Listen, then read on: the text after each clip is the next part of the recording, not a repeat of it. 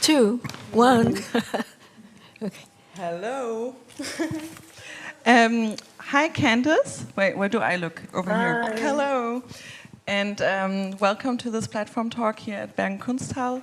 My name is Nora Svantje-Almes. I'm the live program curator here, and Plattform is our series of talks and debates with thinkers and artists. And today I'm very happy to have Kandis Williams with us, sadly only on the screen, and Sara, Sejin, Chang, Sara van der Heide, who will be both in conversations. And I'm just going to do a quick bio intro and just talk about how we're structuring the talk today. So Kandis Williams is an artist and the founder of Cassandra Press, and this is the exhibition at the moment that we have with Cassandra Press here at Bergen-Kunsthal. Cassandra Press is a pedagogically based independent publishing project, and at its core, Cassandra Press examines tools of perception and racism and their dominant role and expressions within the current social cultural systems. The press publishes lo-fi readers with texts by Black critical theorists, organizes courses and produces art zines and catalogs covering a broad range of topics that fuse questions of ethics, racial colonial violence, and white supremacist delusion and aesthetics. And then alongside Kandis, we have Sara, Sejin, Chang with us today. I'm very happy to have you in person here. And it was on invitation by Kandis, so there was a kind of pre-existing conversation there. And Sara is a Korean-Dutch artist who has created a rich body of work that traverses an array of formats. I'm sorry, I'm really bad at reading on this. I'm just going to start again with the bio, if that's okay. So, I'm sorry. Since the late 1990s, Korean-Dutch artist Sara, Sejin, Chang, Sara van der Heide has created a rich body of work that traverses an array of formats and mediums, including film, text, immersive film and sound installations, performances, and painting. Chang combines spiritual evocations, historical research, and the unraveling of colonial narratives, creating works that act as historical repair, healing, and belonging. Chang questions Eurocentric systems of categorization, racialization, and its penetration in all levels of life in contemporary Western society. Her work can be seen as poetic and intimate gestures that centralize a metacosmic and inclusive approach to modernity, transforming the meaning of value and time, transcending the biographical and personal. And Sara, Sejin, Chang, Sara van der Heide is a current fellow in the Berlin Artistic Research Grant Program, and also very recently the winner of the prize of the Theodora Niemeyer Prize, which is a big prize in the Netherlands. So congratulations again. Very happy that you have received this. Thank you, Nora. Yeah, it's so amazing that you got this. So. And today's talk will be structured in 3 parts. We will start with talking a bit about the Cassandra Press work. We will then see a film by Sara, 4 months and 4 million light years from 2020, followed by a conversation. And then at the end, we will have the opportunity to ask some questions about the talk, but also maybe about the Cassandra Press exhibition or anything that comes up, really. So I give the floor to you two. Thank you so much. Thank you. I'm really excited. Yeah. Oh, hi Sarah. Thank you so much for being there. I'm so sorry to not be with you. So I guess just like a little bit more on the structure of the talk. I'm just going to talk a little bit about some concepts I think bridge our work, and then I think you're going to give a small presentation also on the greater aspects of your work, and then we'll do some like light talking, and then we'll get to screen your movie and come back for a conversation. So just to let the audience know, there'll be sort of That everyone can hear Kandis Bro? Okay, good. Okay. So this is also I like really wrote this talk out because there's so many points I feel like of intersection in the work that I could really talk about this work for like days and days and days. So I wanted to just sort of drop some points that I think are interesting, and that Sarah's work would be a beautiful occasion to sort of like birth some language. So I'd like to start and open this talk with some words specifically that might help us both look at this extremely gorgeous video works from Sara, Sejin, Chang, and also to sort of digest the reader on self-defense. So I want to seed some ways of thinking through and feeling out anger and rage and sadness, especially with the reader on self-defense. It really is an homage to rage in many ways.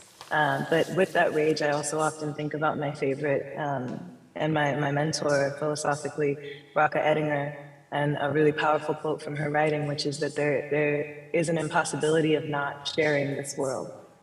So I think about this often when trying to settle my spirit after, visiting or embracing violent archives of genocidal violence that, we go through in the work of Cassandra Press.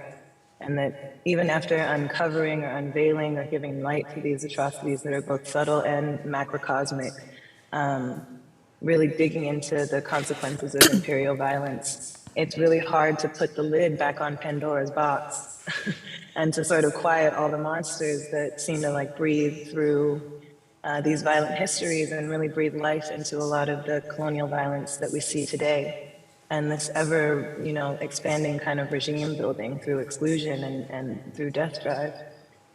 So I love this Ettinger quote because it always reminds me that even in those moments of very, of almost despair, that there's no way to escape the circuitry of the circulatory circuitry of violence and violent encounters without really truthfully, meaningfully trying to resolve, to support, and to love one another, which is effectively really the only thing that can transmute hate and rage into stability and into futurity.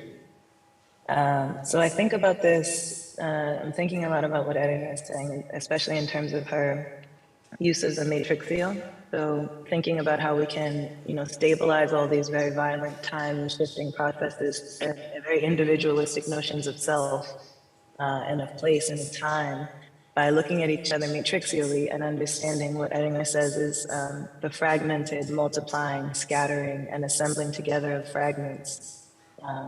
And that this fragmentation, this fragilization actually calls on us to participate in each other's trauma, even as it sort of diffracts us. So at the cost of witnessing the trauma of another, there's an opening up of self. And I really love the term witnessing as a process of moving towards the pain of another person in order to bear witness and plurality to the consequences caused by violence and traumatic encounters. And I think it's also a genuine way or meaning of standing together in order to see the pain of not I and other, but what Ettinger says is I and non-I. So three other terms to just sort of introduce here is artworking, co-emergence, and co-fading, which Ettinger describes as artworking as sensing a potential co-emergence and co-fading, and bringing objects or bringing into being objects or events, processes or encounters that sustain metamorphosis by transmitting the effects of the artwork itself. So art as an evocation of instances of transsubjectivity that embrace new partial subjects and make possible new border links. By border links, I think she's meaning that contact between non-I and I. So I think when I look at Sarah's work especially, I feel like there is that opening of this beautiful space where through the artworking itself, there's a potential for a connection again and reconnection. And the work is almost cyclically thinking through that loss and reconnection, as it moves through the psychic space actually of kind of like being possessed by the other. So in the show on self-defense, I feel like I'm also oscillating between the words of Audre Lorde, the master's tools will never dismantle the master's house, as we all kind of, I think, feel and know. And Nam June Park's kind of joke, right? That the history of the world says that we don't win the games, but we change the rules of the game.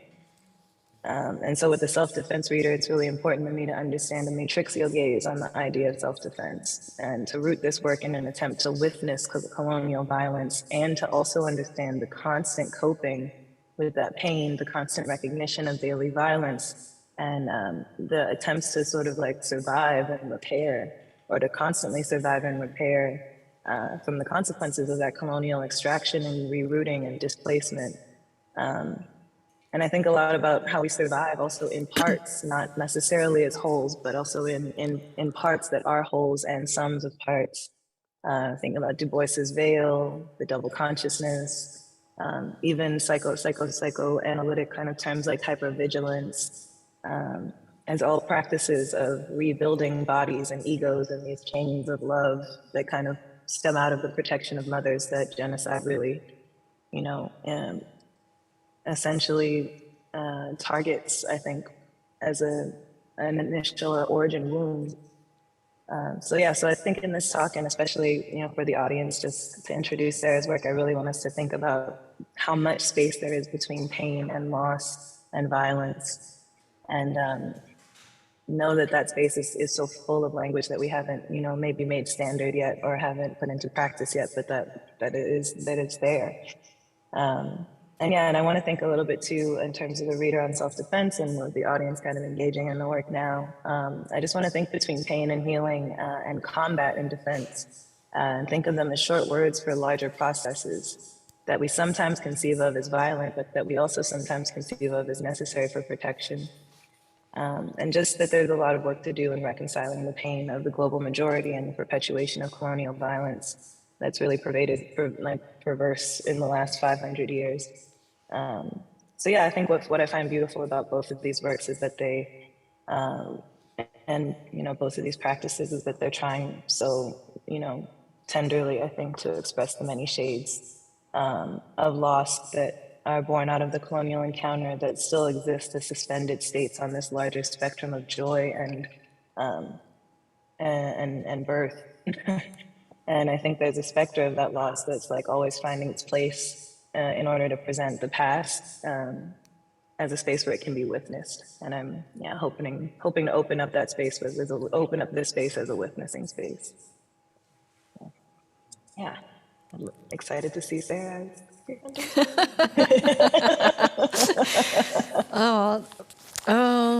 Yeah, I guess it's my turn now. Thank you, Kandis. No, I'm extremely honored and grateful for your invitation and for Nora's invitation and for Kunsthal Bergen.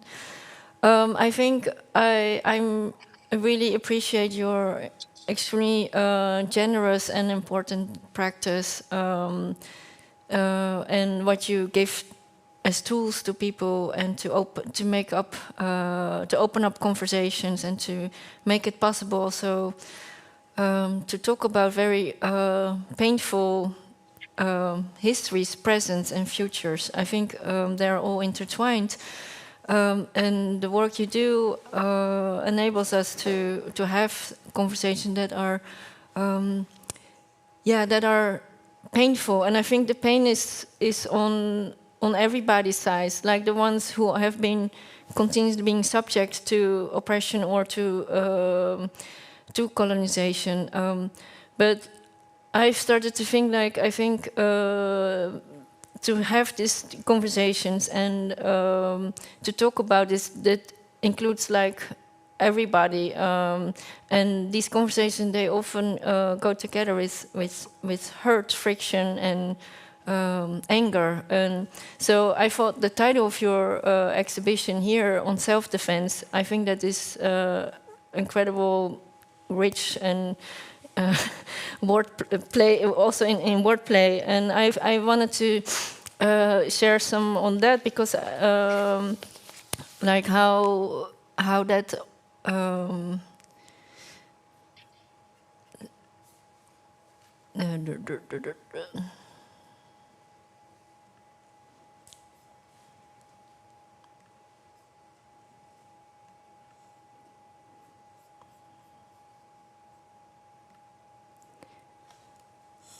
you still see me. So I thought the title of this Oh, wait, no, it's playing automatically.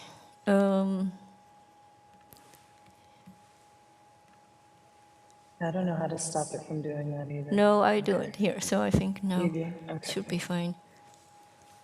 Yeah, so I thought it was really interesting because the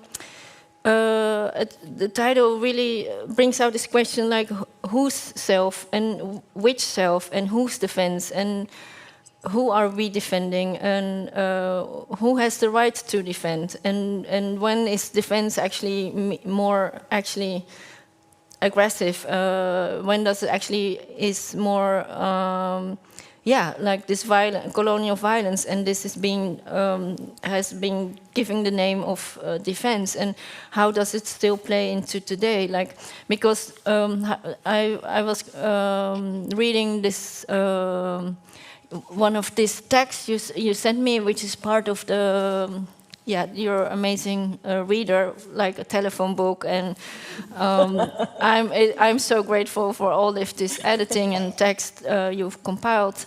And I was struck by this text, and I wanted to focus a bit on this one because I think, like we already noticed in our chats before and meetings before, we could talk for days, I think, and I think it's, and I hope people will do this here as well with the readers. But I wanted to point out this text because it really also links towards the work 4 months, 4 million light years, which we are showing later. This text by N.E. Tweedy, and so she the title of the text is "Hostile Indian Tribes, ... outlaws, wolves, bears, grizzlies, and things like that. How the Second Amendment and Supreme Court precedent target tribal self-defense." So David C. Williams, he says, like, Indians are the original caricatured savage enemy against whom white Americans believed they needed militias and arms to defend themselves. So since the early days, others have ably documented that the perceived enemies have multiplied to include African Americans, immigrants, and the lower classes. When I was reading this, I think we could. So this points back to the travels back to the moment when the Brits came to the Americas and colonized the Americas. But I think we could even replace certain words with Indians as here. We could say them as Muslims here in Europe, because we can. I think so. This what I mean that our conversations, they link back to history, but also to today and how actually we can imagine a new future also. Because I think the way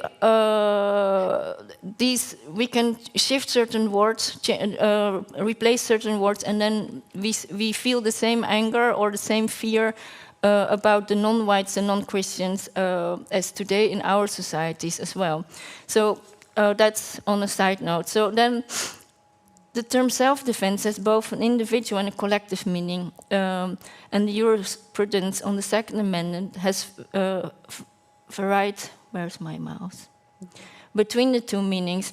On an individual level, self-defense refers to the use of force to protect oneself, one's family. So I want to point out this word "one's family" because this will relate to what I'm talking about later, or one's property from a real or threatened attack. And on a collective level, under international law, the right of self-defense allows a nation to respond with force when an armed attack occurs, and may also allow the use of force to repel an imminent. Okay, so this was cut off somewhere in the kingdom, but doesn't matter. So there's this monolithic notions of Indians as aggressors in armed conflicts, and was actually constructed subconsciously to justify the actions of colonists in perpetrating aggressions against tribes and in confiscating their lands. And so Sara here, I want to add here their children as well. So thus, by the late 1800s, rather than being seen as children of the devil, Indians were understood as merely biological inferior to the Anglo-Saxons, who were divinely destined to exert a civilizing and bettering influence not only on Indians and others present in the United States, but also on non-Anglo-Saxon peoples throughout the world. So I wanted to connect this with what has last year came into the news, like Canada's unmarked grace, how residential schools carried out cultural genocide against Indigenous children. And so what was what was revealed that this horrific mass graves were found near the schools, or near the boarding schools of they were called residential schools. But what happened was that children from Indigenous Canadian tribes were taken by the white settlers and taking them to re-educate, to re-civilize them, and also to so they were removed from the parents, removed from the culture. But so the image, so they were said like the children were often referred to as savages and forbidden from speaking their languages or practicing their traditions. And this image as the non-white, as a savage, as a beast, that we already could see in this title here, where when the Brits or the Europeans came to other parts of Europe, they were presented indigenous people, indigenous tribes and their cultures as animals, animal people, beast people. And so it was actually a tool to take their land and to force violence on them. And so in this work I've made the 4 months, 4 million light years, we see this image again, and this image is from 1692, and this is another part of the world. So this was a book, and this was by a print of Nicolas Witsen, who is a Dutchman, and he came from he was like an important figure in the Dutch East Indian Company, which was like this Dutch first capitalist venture, but under the name of being missionary and civilizing the rest of the world. It was actually they were sort of mapping inner Eurasia, but so the images were the same as what we saw in the text Kandis was adding in the self-defense reader, the image of a person with antlers, like a beast animal, but also describing the figure as a devil priest, and so this kind of imagery has been used by Europeans to. Also later on to grab land, but to break up families, and to actively take away children. And this has been, and I will talk about this later in relation to the other work, which talks about transnational and transracial adoption. So, but I think it's really interesting to think of like whose defense, because I've heard that also, and I've. When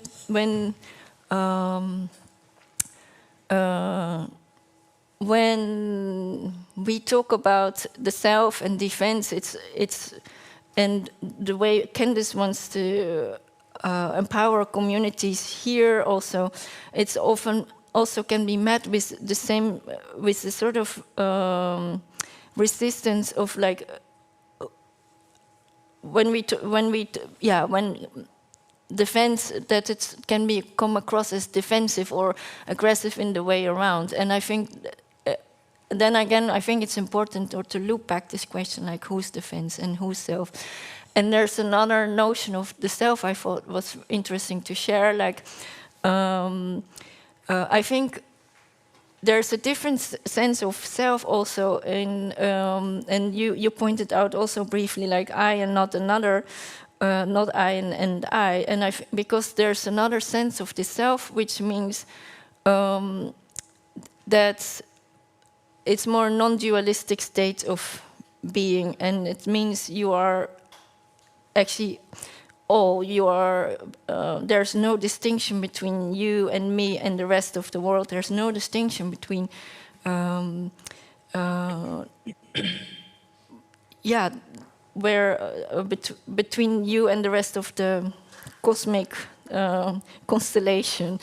And I think it's a very different notion of self than what's being used as the notion which is being used in the West. And so I think it's the title of the show is already so rich. Yeah, so that's I wanted to say. So I don't know, like, how are we doing time-wise? Because Kandis, what can you?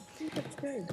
Oh, I just wanted to say that, you know, like on, I think on the 8th of November, actually, our Supreme Court, the American Supreme Court, is trying to overturn the Indian Child Welfare Act, which has for the last 50 years, or I don't even think it's been 50 years, but for the last, I think something like 40 years, has protected especially indigenous children from being adopted by non-indigenous people, and you know, tried to make sure that they're placed with family members and et cetera. And that's going to probably be overturned like right now. So it's still just to, you know, keep the echo of what's happening today. You know, that picture of yours connects, the picture you just showed connects, you know, to the news literally right now.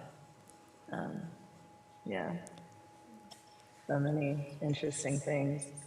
I think about white defensiveness a lot too. Like in the Reader, I pulled an essay or Wikipedia articles. Actually, I love this idea of, you know, the collective also kind of consciousness of Yes. Wikipedia. So this article on white defensiveness is very interesting because it's talking specifically about reactions to other people's truths about racism producing fear in white people. And I think it's really interesting, again, to bring it back to what you said earlier, right, where it's like, this is a pain for all of us. White supremacy causes pain for everyone. It's a loss of, it's that co-emerging and co-fading of identities. Is a friction, is a tension, is a pain for everything lost, and it's going to be a pain for everything that has to be bared with this kind of genocidal cane. But yeah, definitely thinking about, I think something that keeps coming to my mind as well is this dissonance and how many kind of imaginary figures are created to hold that space where there is the understanding that you're not doing something to protect, but that you're inflicting violence. And I think it's funny, I'm just thinking about horror movies, you know, like one of the things I kind of hate about, especially like TV horror, like TV zombie movies, is that there's always like a lead white male character who's trying to save his family. You know what I mean? It's like save my family at all costs, and that becomes this, you know, really tricky, you know, kind of almost like a white heroic. That means that I can kill everyone else, like anything else that's like in my way, in the way of this idea of a futurity that has like, you know, just this nuclear family to protect. And I don't know, your talk was also sort of making me think about that nuclear family as almost like, again, a dissonance, a space of dissonance that almost enables more violent imagination than it actually like holds love for the members of those families, the members of that family.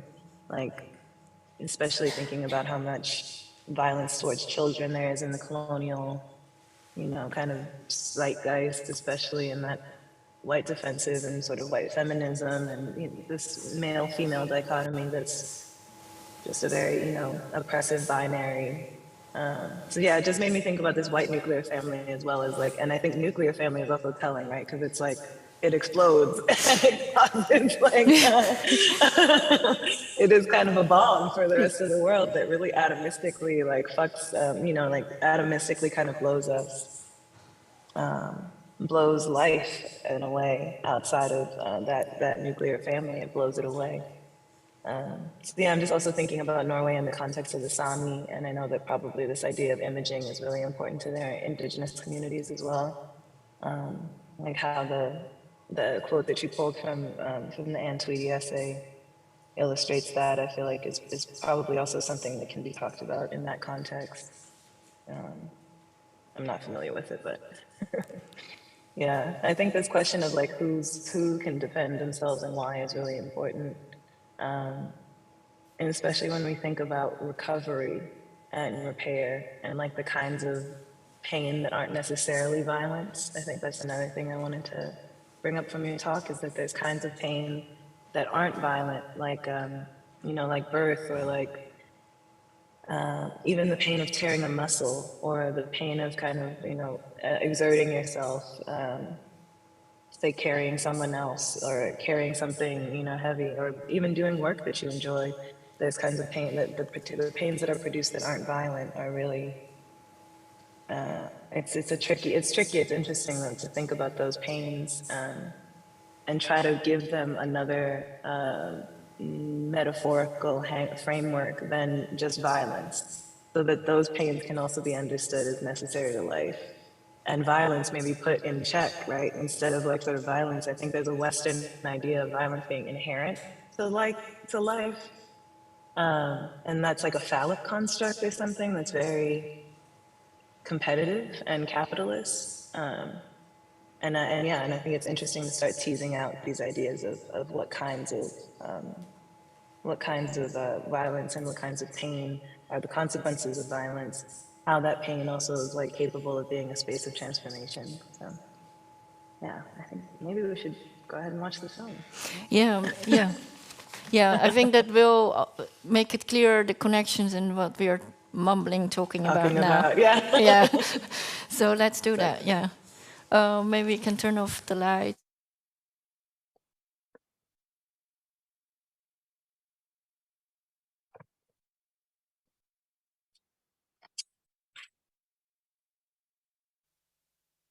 I'm gonna mute myself because I'm also gonna watch the film here.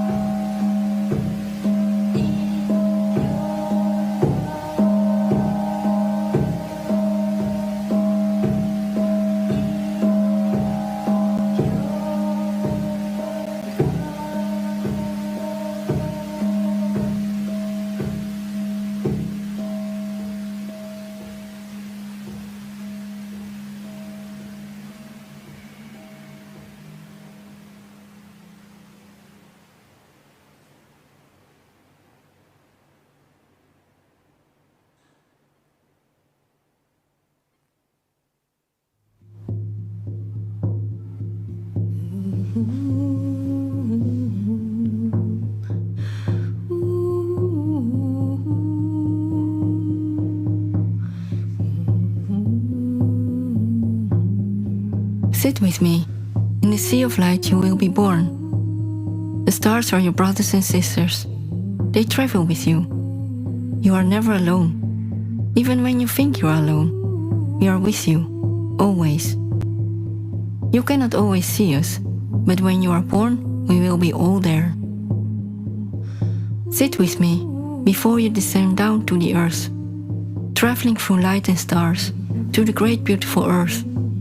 She will share her apples and her flowers with you. She has asked the birds to sing for you. Cherish the flowers, hear the birds. Sit with me before you start your journey, and you will be born. Soon you will be separated from your mother, while 9 months have passed. Inside your warm belly, it is time for you to go. The birth cord will be cut, and while you are born, there will be strangers in the room. These people are not your family. A nurse will come and take you away, and you will never see your mother again. Sit with me before you say goodbye to your mother. We will give you everything you will need. It will not be easy. But remember, the way life unfolds before you, it is how it is supposed to be. Sit with me. Before you descend down, you will leave your country and strangers will rename you. Sit with me. Before opening your eyes in the morning, we will send you a message. We will send you guidance.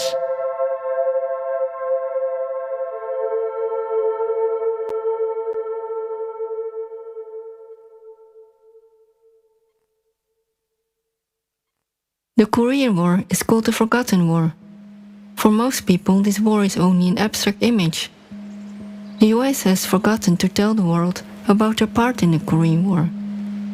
They also have forgotten to share that most American soldiers were the war orphans' fathers, as war and rape go hand in hand. Heroic images of US soldiers with Ray-Ban sunglasses and in helicopters. Tough guys in military uniforms, missing home and showing their soft side by playing with children, who lost their family in a destroyed country, whose country was left in pieces by the same soldiers. A war against ghosts, fighting phantom enemies in a country which was not theirs. US soldiers who never left Korea. They were here to stay. Permanent US military bases throughout the country. The US fighting communist enemies in Asia. China, the Soviet Union, and Americans dividing the world into good and evil, calling it the Cold War. But it was a real war where millions of Koreans died, just like the Vietnamese War. The Koreans needed to be civilized, educated, Christianized. Korean traditions eradicated. Christianity is now the largest religion in South Korea. The educational and economical system modeled after the US capitalist system. Rescued from the phantom red enemy. It was an imperialistic war where the US were not the liberator. The US killed 20% of the North Korean population. Napalm bombing, cities destroyed, experiments with chemical weapons. Death records were broken. Cities disappeared in less than 17 minutes. 3,418 Dutch soldiers fought alongside the US soldiers against the red enemy. As rape and sexual violence go together with war, soldiers became fathers and left. Korean women became mothers of children whose fathers were soldiers of the United Nations. Children were abandoned, to then to be rescued by the same Christian saviors, who first destroyed the country. After the Korean War, 200 to 300,000 children have been shipped from Korea to Europe and the US.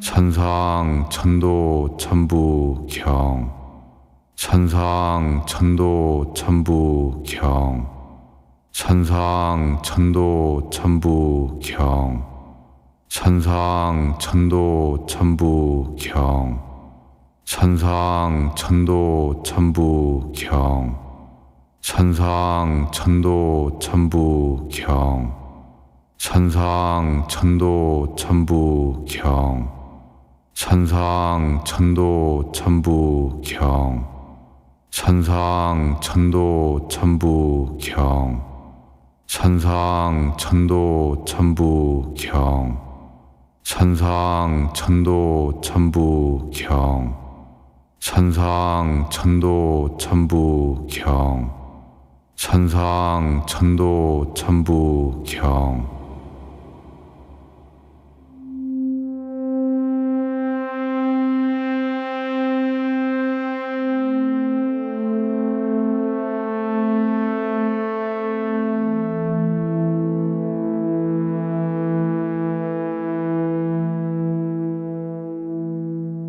Vanuit de westerse bril heeft men altijd gedacht van als we die baby's zo snel mogelijk van bij hun moeder halen en zo snel mogelijk bij de nieuwe adoptieouders plaatsen, is er zo weinig mogelijk schade en kan het kind zich zo snel mogelijk hechten aan de nieuwe adoptieouders.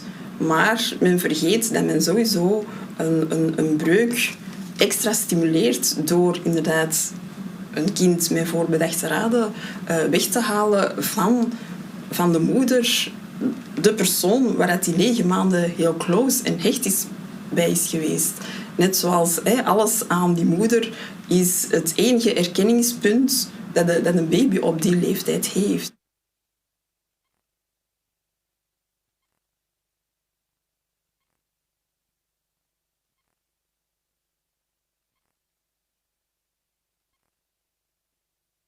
Today, colonized countries are suppliers for the Western adoption market, an industry created for the high demand for children in the West.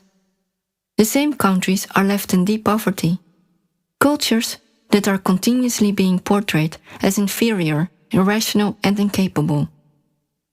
A system that destroys non-Western local childcare. Children who have a family are taken away illegally. Mothers are pressured into giving up their children. Documents are falsified to create orphans on paper. Strangers are paid to sign forms which falsely state the mother's relinquishment or death. Children are stolen directly after birth in hospitals. Babies are not orphans, but trafficked to fulfill the need of white people in the global north to create a family with a child who already has a mother. Children are not saved. Mothers are erased. The pressure of Western money. Parliamentarian Ed Nijpels stated in the Dutch parliament back in 1979. In the Netherlands, there are more restrictions to import peanuts than to adopt a child from the then called Third World countries. Proof of child trafficking was already there. In 2016, the Dutch Council for Youth Protection advised the Dutch government to end transnational adoptions.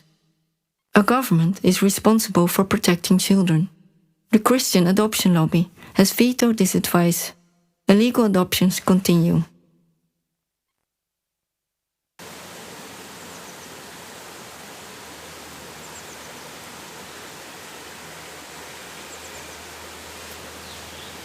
Poku, poku, pomirane, pokuri sari, chargyaranessa, poku, poku, pomirane, pokuri sari, chargyaranessa, pokcha, pokzi, torocine.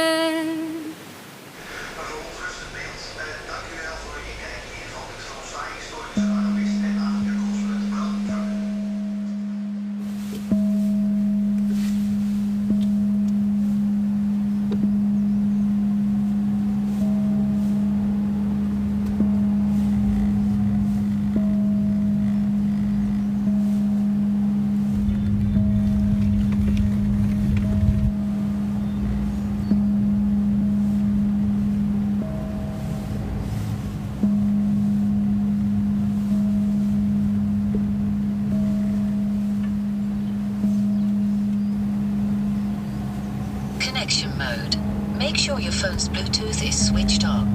In the list of detected Bluetooth devices, select TomTom hands-free. If your phone requests a password, enter 0000.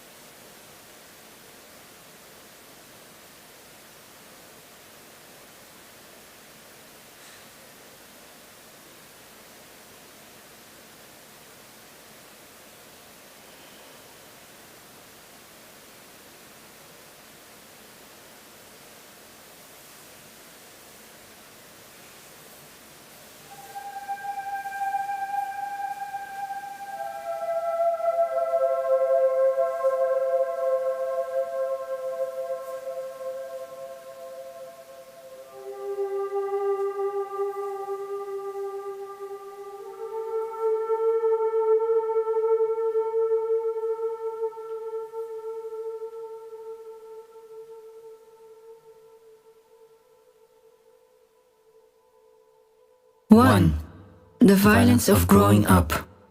Numerous times you are told, you're not a real child, but you're still one of us. Two, the violence of growing up and being told you're not really Dutch, but you're still one of us. Three, the violence of strangers who have never been in your country of birth, telling you if you had not been adopted, you would be living on the streets or have become a prostitute. How lucky you are being adopted. 4. The violence of returning to Korea. You are not registered in their administration. The orphanage tells you you are not an orphan. We made you an orphan on paper. Your adoption was most likely illegal. Probably someone had taken you from your mother immediately after you were born. For 4 months, you stayed in a small bed in the orphanage. That's how you were made adoptable by law. Your birth is not registered. We cannot help you. We cannot help you. 5. The silence is surrounded by silence. The pain is surrounded by silence. 6. While connecting with Korea, you neither speak the language nor understand the cultural codes. You will always fail to be a real Korean. Silence. Gods and spirits, beloved ancestors, holy temples described as evil, idolatry, ungods. If today were Western time, then today would be Thursday. Expanding the Dutch Empire, in 1647, the governor of New Amsterdam, today Peter Stuyvesant, is presented as a free spirit on a package of cigarettes. Ships sailing westbound, inventors of Wall Street, New York. Dutch known as the cruelest slave owners. Meticulous keeping track of the stolen numbers of bodies. Human bodies numbered in price. Materials and goods more worth than bodies and families. A true Dutch Protestant man was to spend each and every hour economically. Nicholas Witse, statesman and governor of the Dutch East India Company. Proof was found of a passage to the east through the north, by way of finding a Dutch harpoon in the stranded whale at the Korean coast. Looking for shorter trade routes in the 17th century, ships heading north, meeting the cold. Land, flowers and plants described in books. To gather information and to research if this place is worth investing in for a lucrative trade. People described in books, setting the narrative for centuries. Fabrics of care and love are washed away. Wise women and men who speak with the ancestors predicted the arrival. White men are coming. Would they carry the book with the cross? This would mean bad news. It is the continuous circle of life and death, the circle of the sun and the moon, that is being honored. Devil priest. Time to set sail. Evil, evil, devil priest, devil priest, evil, devil priest.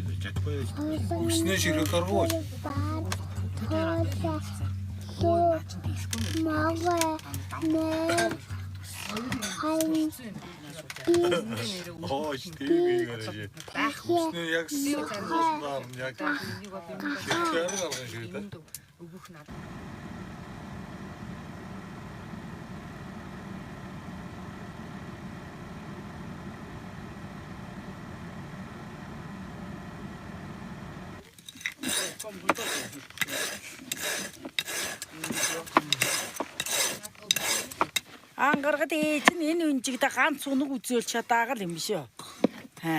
Ээж унаг үзүүлээ хайлаа.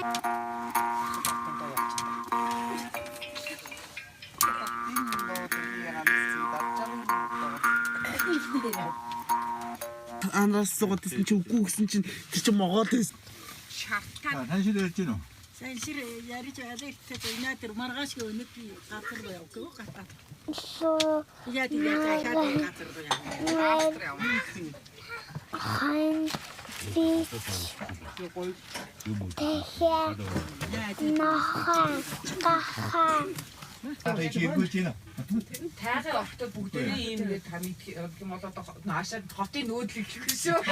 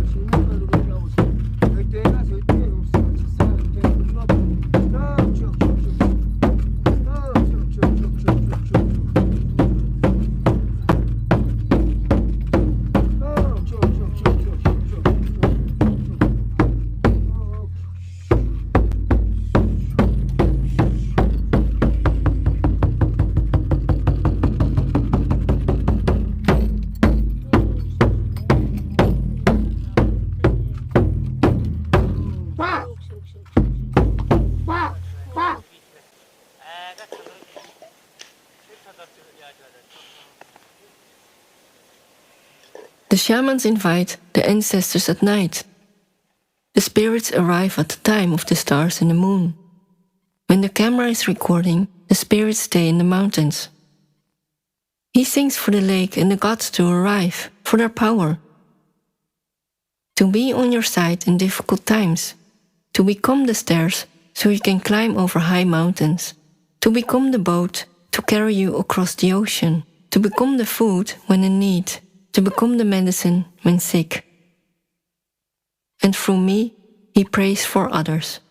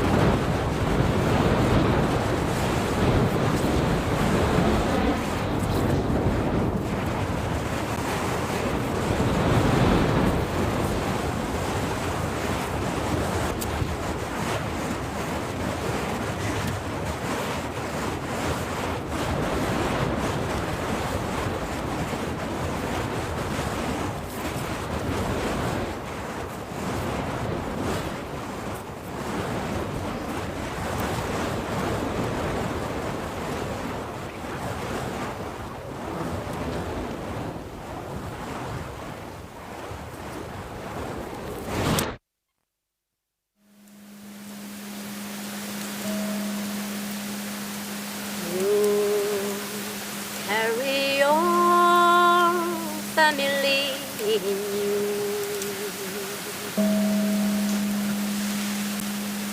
Your mother and father within you.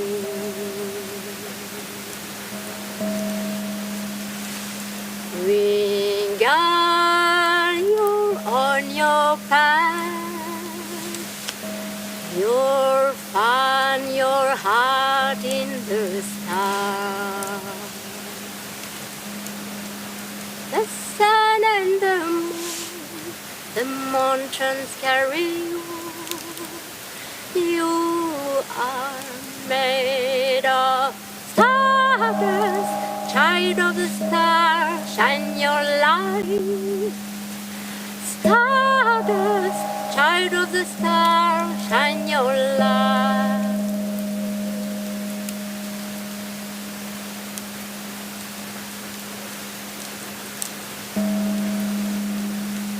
The universe is in you. With the ancestor are within you.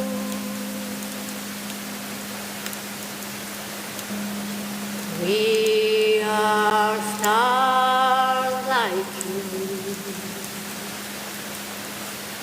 Support you. We guide you through life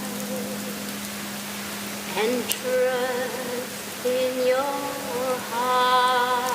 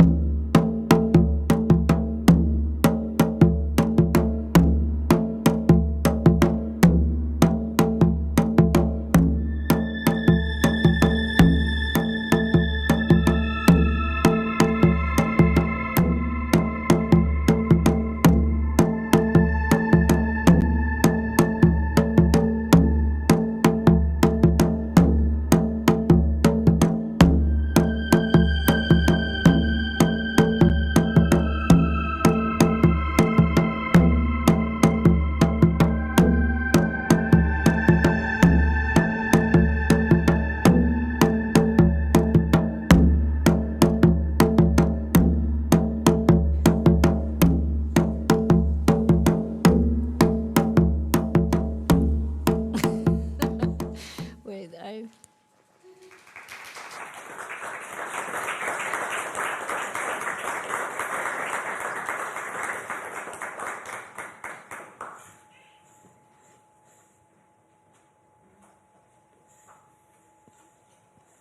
Hi, Kandis, you're back in the room. Yeah. So nice. I got to watch it again in my studio. It's just so beautiful.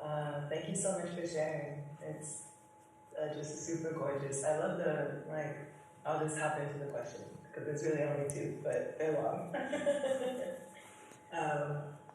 So what I really love is this way that sort of your mother becomes a concept, and then that concept carries through history, through place, through time, through you, and then sort of back into history. And I was wondering again, if we can maybe talk through some of those more subtle aspects of violence. And I think thinking about the difference between the concepts of also martial arts and attack and combat, how pain and attack are really dealt with as movement practices, and like the performance genealogies that you're working with within the shaman, within the drumming, and then into this kind of like this really intense documentary practice, which actually thinking about the drumming and how the drumming opens and ends, it's almost like as though the drum itself is always is acting as a documentary process as well.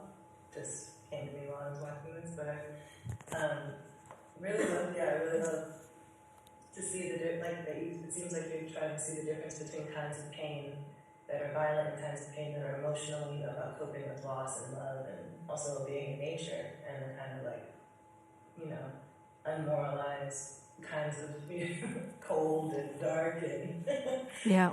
Yeah. you know, sun and distance. So yeah, I was just wondering if you could just sort of talk through some of those subtleties and where you see those differences, how they show up for you as a filmmaker. Yeah. Yeah. Thanks for this question. I think with this film, I really wanted to also do several things with the violence. I actually wanted to also readdress the violence. Because as in certain parts of the film, you could see how this violence continues to be put on people who have been adopted. So I wanted this film has several layers, and so one aspect is also that I wanted people who have not been adopted themselves, I wanted them to experience this violence, and so to what you also mentioned earlier, like sensing this, like I think it's really important because in this process of adoption, there's a dehumanization coming in, and I think the ones who are doing this dehumanization, I think it's really important that they realize where this dehumanization, that they're doing this dehumanization. I don't know, I'm lost in the word, but also like I wanted to trace it back, like how deeply ingrained this thinking of this image making is. So this is how you pointed out at the beginning, this is 500 years old. And I think if this image thinking or this image making or this way of thinking of superiority and thinking of other cultures as inferior, which is incredibly violent, but this has ingrained so much in the system that people have been considering this as the norm, and the ones who question it, they are being considered as violent or as aggressive. So in this work, I really wanted to, redistribute that, readdress this violence. And then also, the other aspect, I really wanted to give people who have been adopted and have been hearing year in, year out throughout their whole life that they are coming from an inferior culture because these are devil worshipping cultures, animistic or etc., which is incredible violence to hear your whole life that you've been saved, you've been rescued from this inferior culture. And apart from that, that you've been, that your family was not able to take care of you, but the real situation was that actually most people who have been adopted from the global south, they had a family, they had a mother or a family, even a close family or an extended family, and that's been taken away, and that aspect is only slightly recently coming into the news. And it's really, now we can acknowledge what happened in Canada, that happened, but it's actually the same thing what's happening with the transnational and transracial adoptions here. And it's the same way of thinking. And but so I wanted to also give people who have been through this process to tell that they know that we are not coming from an inferior culture.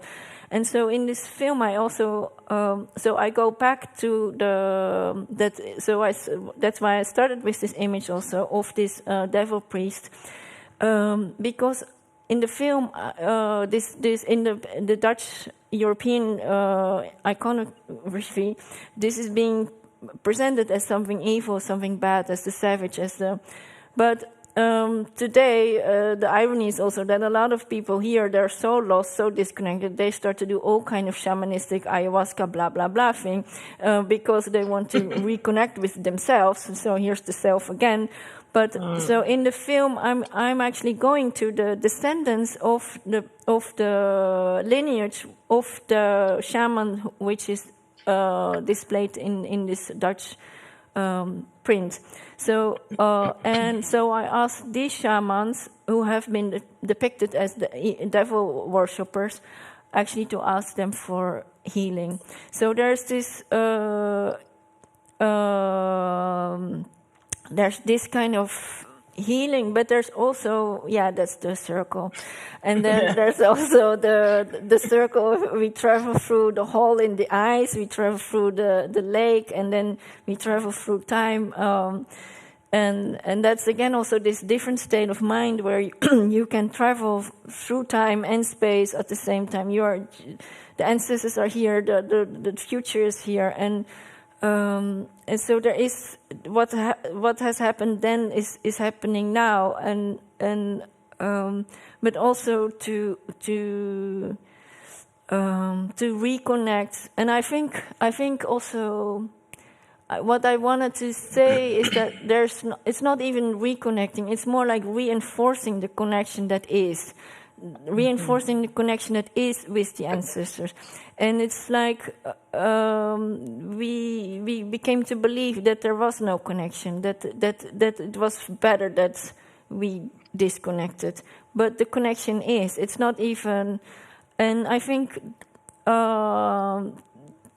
that part was also very important. And then like like I said, for me it's not even there's not even a difference between how we see the land, the landscapes, and the rivers and the lakes. And so the lake that at one point you see the car driving over a white landscape, but it's actually the lake we're driving over. It was like, in the beginning I was like, oh, but it's like a frozen lake, but it's the lake which is called on the map. On the map, it's called the White Lake, Tsakanur, which means het Witte Meer. That's how it was described in the Dutch map, but the translation is the White Lake. But so. The White Lake is a very has a strong spiritual meaning for the shamans which I've met, the Dargat shamans which I've met there. That's so cool. I mean, it's interesting to, so I'm just the drum. Sorry. The drum. Yeah, the drum. No. Can I say about the drum? Yeah, so there's also like, I wanted the film itself to be like this shamanistic journey. So the drum is like a non-druggy way to get in this different state of mind. Like the drum was also in this image from the Dutch image of the shaman, the circle, and so the drum is through this rhythm, and the rhythm of the image is also. As the audience, you go in the state of mind, and normally I show this work not on the screen, but like really an installation. It's really an immersive installation. So you enter the room and you already feel you're in a different place, different time, and there are banners and there are drawings. So I showed it briefly in the presentation. So. It is. People say it's like a bit like a shamanistic temple, and so the whole work itself has this shamanistic element where the ancestors are being invoked. So the sun and the star and the moon also, and the mountain, which are in Korean shamanism, but also in the Dargat shamans cosmology. They're very strong ancestors to ask for their powers and. Yeah, so No, it's beautiful. I was thinking again too how they kind of, they really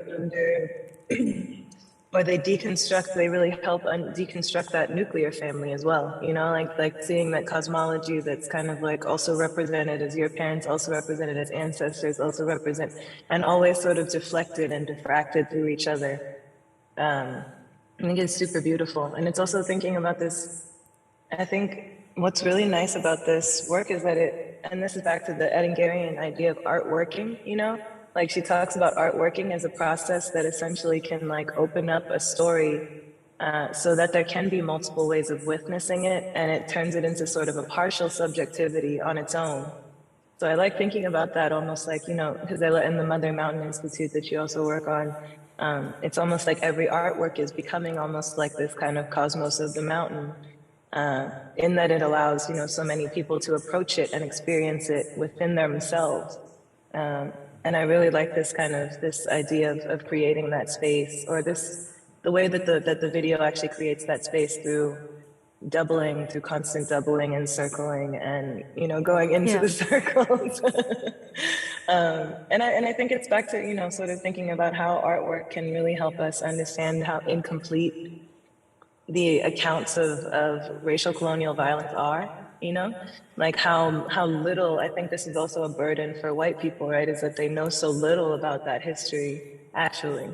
And what we kind of only know is the everyday appropriation and, you know, kind of image building, like caricature, like this negative image production. But knowing, you know, doing that archaeology and kind of understanding that so many of those, you know, caricatures come out of really intense, like hundreds of years of violent practices, like actual erasure, like, and that so many, and especially indigenous practices for healing, for, you know, for coping with natural phenomenon, coping with interpersonal phenomenon, coping with conflict are just lost in that they had to sort of, you know, meet this colonial violence. And it's an interesting kind of like weaving of incompletions. I'm thinking about the mother and the intensity of, especially, you know, in the African American tradition and in the greater sort of Black diaspora, this thing of reproductive genocide becomes so hard to express. You know, the depth and the intensity of cultural rupture and that is to sort of turn birth itself into a mechanism of enslavement. Yeah.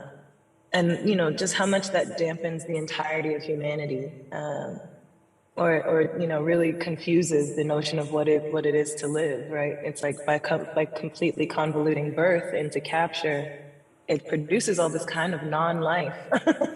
You know, like living, but I like, this is my definition of zombies, but kind of zombies, like living dead, you know, out of the people who witness that and aren't moved to change it. So yeah, I'm thinking it always makes me think something new when I see this work, so. No, but indeed, like this violence of reproductive genocide, how you call it, like, and so another work of mine which I didn't have introduced yet is like, it's called the Mother Mountain Institute, and it's also has several components, and normally it's like a room-sized installation, and you see two spheres rotating around each other, like a model of the universe, and each orbit in their own speed. And then you hear the testimonies of mothers from the Global South whose children have been stolen for transracial adoption. And in the middle of the room you see a mountain, and the mountain is also speaking. The mountain is speaking words of consoling and words of wisdom, which I've collected through travels to several mountains. And maybe I can go later up to the mountain here if the mountain has something to say here. But like, so there is this violence of and erasure of mothers, from the racialized mothers, to facilitate to create a family here.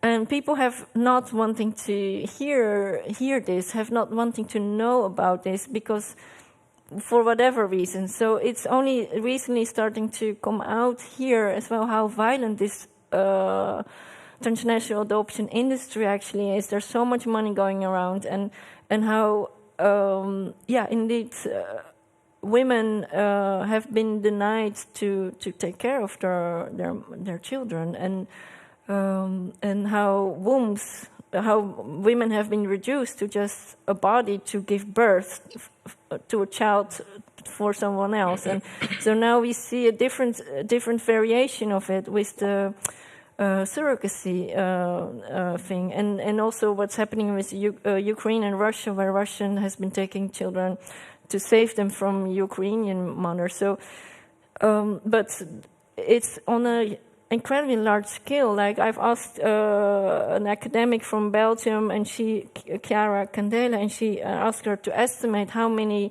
people have been displaced as a child to to white families, and she said it's safely to estimate them as 1 million, and that is a very safe number because only from Korea it were already 200 to 300,000, and you saw in the Canadian newspaper it was also around this number. So, and this happens from all over Asia. It has happened from all over Africa and both Americas, where indigenous black, brown children have been taken away from their families, cultures, and then placed either into this foster homes or this what we saw in Canada, this children's schools, camps and schools. Yeah, or just being flown over to another continent and then placed in a white family. So it's on an incredibly large scale, and still people believe here they're doing a good thing and they're innocent, and because they have good intention, it is good. And that makes always this debate, which we talked about in the beginning, very difficult and toxic to address this, because it flips back to the ones who want to bring this out.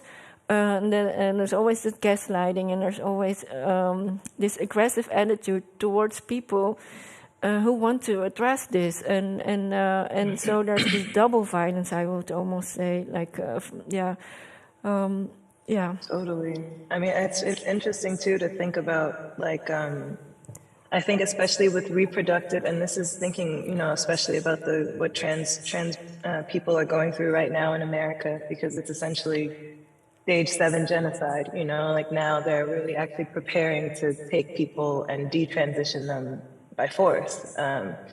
And it's terrifying, but it's also so interesting to me, I think, how, especially when it comes to these issues of reproductive genocide, aspects of gender-based violence, sexual assaults, essentially, there's always the dissonance that we go back to again, right? Like the way that kind of like perpetrator doubles as victim produces a lot of romance, which is really twisted. I think about your film as well, you know what I mean, a lot with this, like, because there's a difference between romance and having love, right? Being with love is so different than this like kind of traditional Western idea of romance. And similar to horror, you know, romance is really about covering up the violence and putting that, you know, and saying like, but it happens with love alongside of it. Like, oh, like this white nuclear family, right? It's like, I might have come to your country, killed your father, taken all of your land, produced a place where you know, you can't farm or feed yourself. But my love for you, you know what I mean, is going to lift you out into civilized, blah, blah, blah. And it's so interesting because that romance, right, more than the idea of being hateful, I find, especially when you talk about Christianization and white supremacy, right? It's so much about this idea of the romantic almost attachment to the savior complex, and how the savior becomes almost a romance with itself. You know, like, you know, like it's like it's not a circuit anymore. It's like one line. Yes. Like an A to B is kind of from, you know, this like this. So it's interesting. I just want to I think we had one question, but I'm going to add this question. You could talk a little bit about this idea of romance and intimacy, and how, like, kind of like the difference between like how the sort of Western narratives around, you know, especially I think about white motherhood being such a weird, violent concept for so many people in the global majority and in the global South. It's just never, you know, a concept that can even be. It's not realistic. And also thinking about self-defense, right? Like thinking about reading the last chapter, the last essay I put into that reader was on Joy James. Joy James's text called Shadow Boxing, where she talks about even how Black women scholars are represented hypersexually and hyperromantically, even as we're alive, you know, like even as we're living, we're being kind of like made to fight this romantic image or caricature, you know, a violent image of ourselves. So I just, I'm thinking a little bit too about this idea of truth in terms of like who's fighting who. Maybe if you could talk a little bit about these kinds of like more lofty ideas of romance and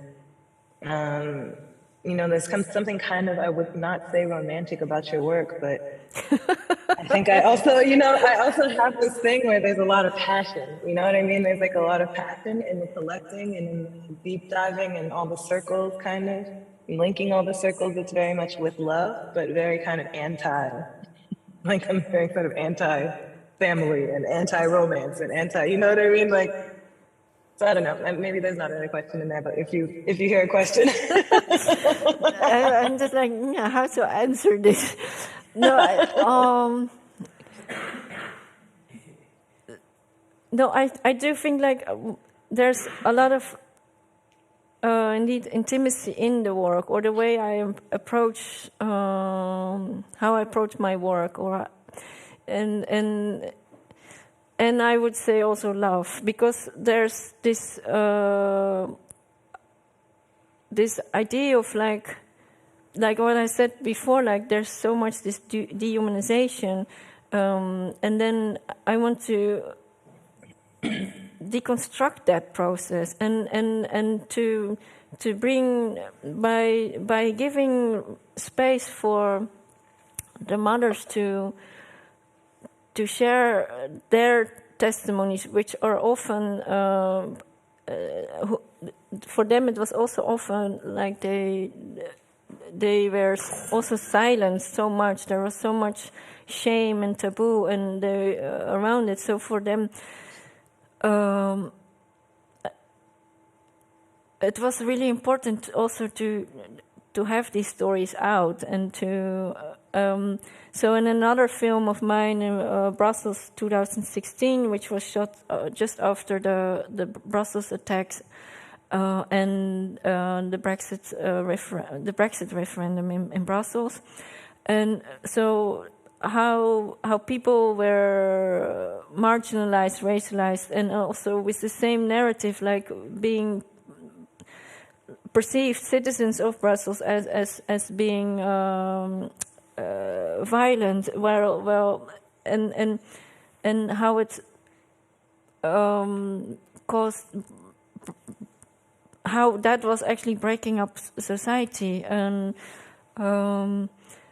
so I do think like I wanted to I want to I always approach this my film with a certain kind of, it's difficult to talk about. Like, I think the work shows that. I hope it shows this carefulness or this affectionate. I think it's difficult to say that about, oh, you're frozen. I think it's difficult to tell it about your own work. Like, yeah, there's love in this. But As we were talking, I actually thought of what the actual question is, which you answered already. Bring up the real question. The question was basically like, how do we approach the attachment of some audiences to this dehumanized image? Like, like how there's so much intensity around these narratives of dehumanization that, like, especially if you're a marginalized body and you're trying to find just the eyes and the ears to listen. And then, this is kind of a Cassandra point in general, but to believe.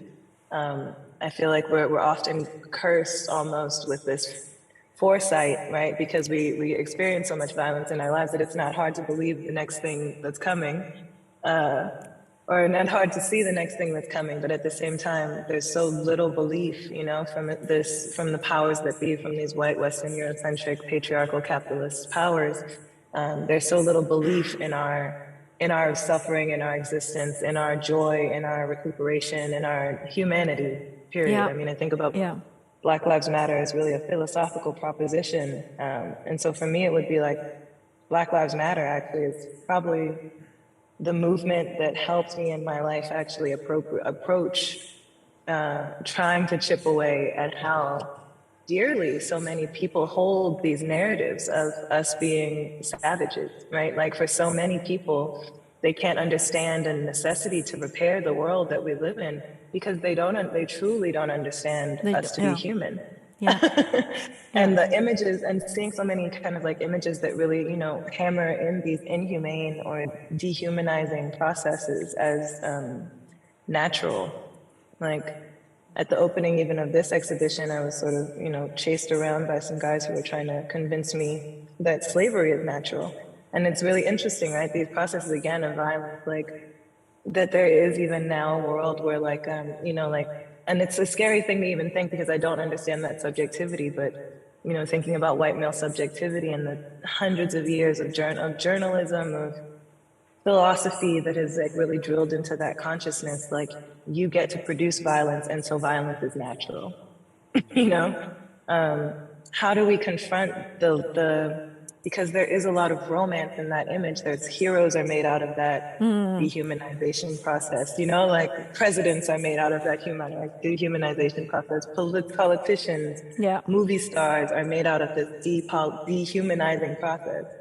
And I think you already answered it, because I do think in your work, you bring up all these voices and you hold them in a space of love. And I think that actually is, I think, and it's funny looking at you sitting in front of all these books that came out of so many, manic nights of just trying to hold everything together.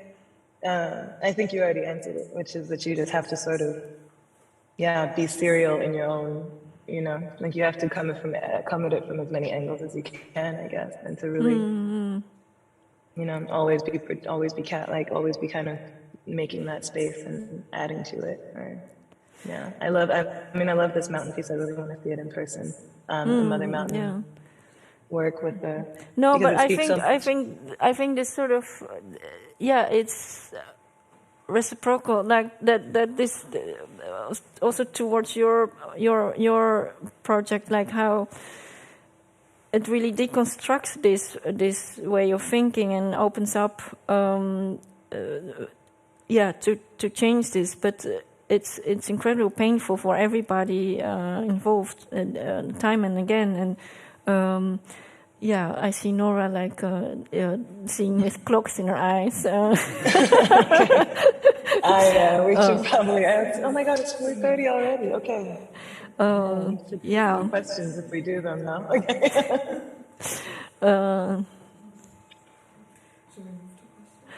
Sure. Are there questions? Can you turn me to the audience, Sarah? Yeah. Can I see? Audience? Hi, people. Hello. Yeah, there's. Wait, is this a wave or is this? Yeah. Did you have one? Yeah. Thank you. I was just wondering, because when I was watching your movie and you were equating the transracial adoption with human trafficking, which was very interesting to me. Can you hear me? Yeah. Okay, did you hear everything that I said? Me? Yeah. Asking me? Yeah, I thought you were trying to say that you couldn't hear me. Oh, no, I was blowing a kiss at Devon. Okay. I thought that was very interesting because I have friends who have been adopted as well, and there's a lot of trauma in that. And I don't think a lot of people, especially like you said, for the people in the West who are usually the ones adopting these kids from other countries, often believing in good faith that they're doing a good thing. It's you can also call that some sort of like white savior complex, which is very ironic considering the fact that they're usually the cause of the problems that makes these kids, in need of being adopted very often. So that's sort of like a very, almost like a paradoxical thing. You made the situation and now you're trying to rescue people out of it like you're a hero. But what I find so interesting is because I was born and raised here in this country, so I also had this sort of like belief that was a good thing. That's a good act to save these poor children, right? And I think it's just really, really romanticized. But then you kind of see under the surface, and when you actually talk to these people who have been adopted and how traumatic it is, even like you said in that documentary that you made, or the film that you made, that even when it's right after birth, and you do that because you think that the child is then going to be going to be able to remember that trauma, but it actually does. Which is very interesting because this is not just some sort of theory. This is actually something recent studies and research has proven to be true. That even if the child is taken from its mother and given straight into the hands of their adoptive parents, it's still a trauma that lies within them, almost like in their DNA, literally almost in their DNA. So they can suffer from PTSD symptoms, even though, let's say, their adopted parents were so kind and gave them all the love and all. Yeah, that's what I show in the film. Yeah. And it's still very traumatic. And that to me is so, like, that is truly a big thing that I think more people should talk about. Because if we in the West specifically continue to romanticize this, and kind of paint ourselves as saviors and the good guys. And like you said, oh, they come from the bad countries, we need to put them here. It's almost akin to what they did with the indigenous peoples and what they did with black people, just taking them from their own cultures and then kind of whitening them in a sense. So I just wanted to add to what you said with the fact that this is not just a theory or a feeling. Like actual studies, like science backs this up. Like that's why okay. And I would also add to what you're saying, because I know the context of transracial adoption is one context, but I just want to even expand on everything that Sara is saying into the public sphere for almost all of us, right? As marginalized bodies in this Western context, we have white parents in every public space, right? There is a white founding father, these statues, sculptures, memorials to our founding fathers, the influence of patriarchy in our public school systems and its discipline regimes, the white mother and this kind of like the school teacher, right? Like we have a really strange kind of genocidal praxis, that means essentially that most people who have higher education will be taught primarily by white people, right? We'll have intimate training. I think about this with dance so much. If you're not dancing in a non-white context, and sometimes even in non-white context, you'll have a white instructor for like certain for so many kinds of dance training. Whether that white person is teaching you an indigenous dance or teaching you, Afro dances, it's just an issue of pedagogy in general, right? That because of the way the Grand École is also a colonizing force, most of us have this notion, right, of the white father in public space that is educating us all the time, or that's responsible for our pedagogy. I think about how much of a low grade impact it's always making, right, to be on a school campus and go into the hall of, Max, so these halls of whoever, right, and they're always normally the persecutors or perpetrators of extreme genocidal violence. Or in our community, or in American context, we have this organization, again, interestingly enough, also evoking the family, but the Daughters of the Confederacy.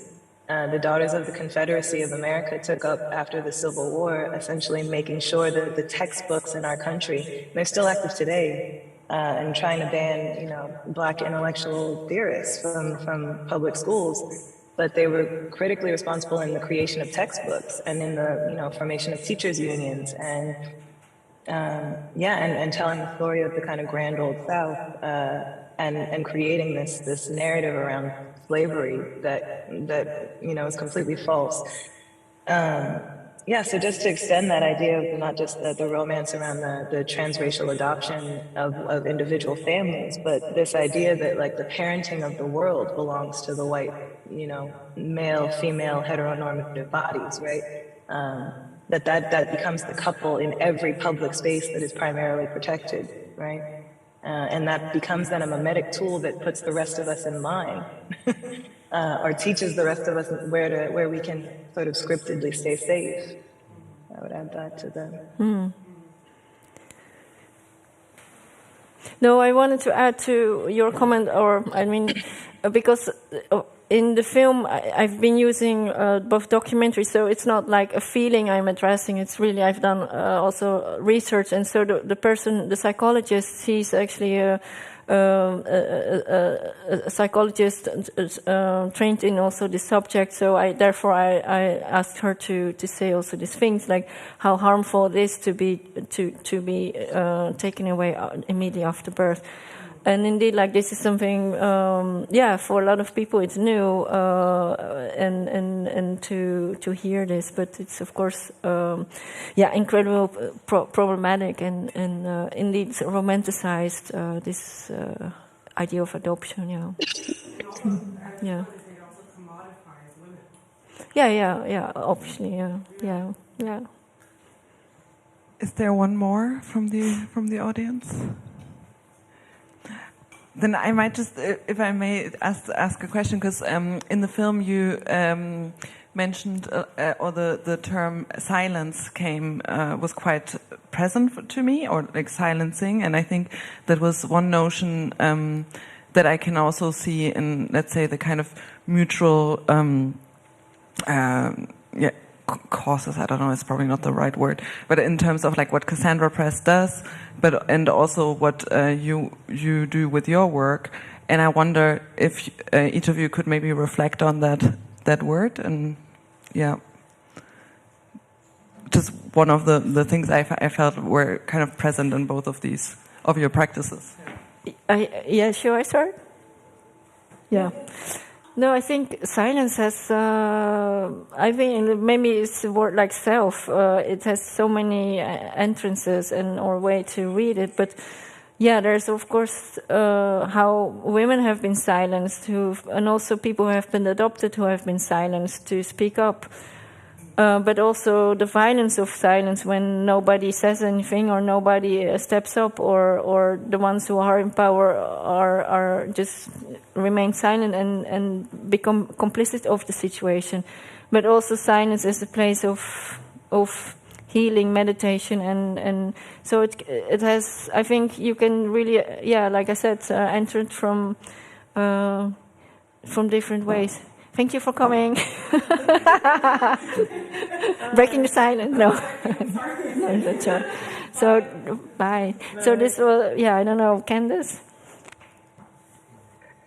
Silence. Wow, silence. I mean, I think about the reason why the press is called Cassandra was, I think, a couple things. Yeah, so Cassandra and the snakes. I think Cassandra was supposedly cursed by Apollo to have the gift of prophecy after denying him her.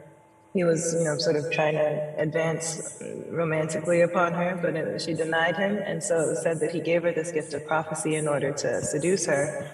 That then, when she denied him, he gave her the curse of not being believed. And there's also a version of the story where they're left, her and her twin brother, Cassandra and her twin brother Helenus, are left in the temple of Apollo overnight, and they find them in the morning with snakes hissing into their ears. And that's that moment of the transference of prophecy, is this kind of moment of the snakes whispering into ears. And I always love that idea, because for me that doesn't have a specific sound, right? Like what does a snake's whisper sound like? But then when you think about the kind of silence and erasure that Cassandra as a figure endures in her very short life. She's like, when the Trojan horse is coming into Troy, she's literally tearing her hair out, saying, please don't accept this. Like, please cast this out. Please don't take this as a gift. I see that this is dangerous. And she's not silenced, but she's simply ignored, She's simply ignored. She's simply treated, again, to this dehumanization process. She's treated as though everything that she's saying is completely baseless because of how she's saying it. And I guess I think back to this code of silence as a binding, as a means of murder, you know, but also actually of binding the descendants, people who have to live after the violent encounter, to a kind of disbelief, like binding them to silence also through not believing or not being able to witness their recollection or accounts, or even how they want to be treated today as descendants of maybe violent acts, as truth. And so it's really being, I feel like silence for me is really about being, it's more about being barred from, it's bigger than kind of like a physical silence. It's really being barred from truth, or barred from being able to speak your own truth, I guess. Yeah. That's kind of how I think about that with Sandra. No, and I also, I think one aspect of this work was also really to break that silence and to actively reclaim the narrative around adoption and to change it. But yeah.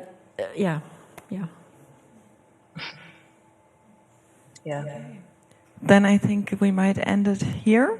Thank you so much, Kandis, Sara, and also the audience for going a bit over time with us. Thank you for a very generous and interesting talk and an amazing film. Thank you. Thank you. Thank you. Thank you, Sara. Thank you, Devon. Thank you, Laura. Thank you, Kandis. Bye. Bye. Call me later.